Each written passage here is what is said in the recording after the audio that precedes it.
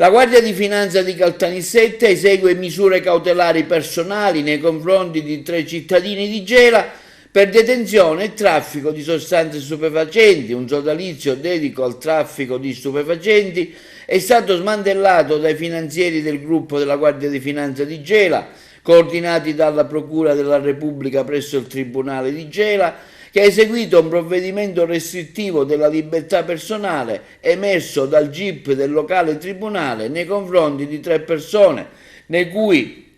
vige la presunzione di innocenza, indagate per l'ipotesi di reato di traffico e detenzione illeciti di sostanze stupefacenti. Le indagini sono state condotte dalle Fiamme Gialle del gruppo di Gela nei mesi di novembre 23 fino a marzo 24, scaturite da un sequestro di cocaina pronta per lo spaccio al minuto, che hanno consentito di acquisire un grave quadro indiziario in ordine all'esistenza di un gruppo di cittadini di Gela di giovane età dedito esclusivamente allo smercio e allo spando di cocaina.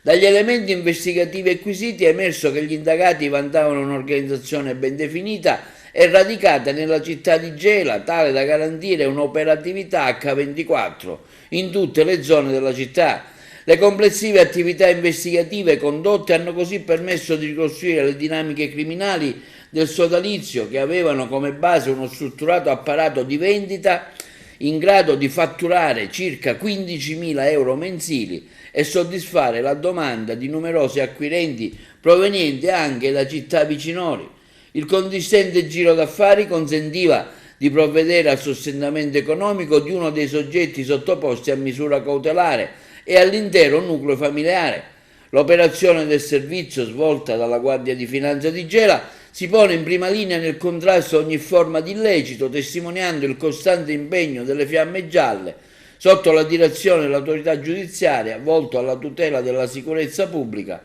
e al contrasto di fenomeni criminali più avvertiti come forme di degrado da parte dei cittadini.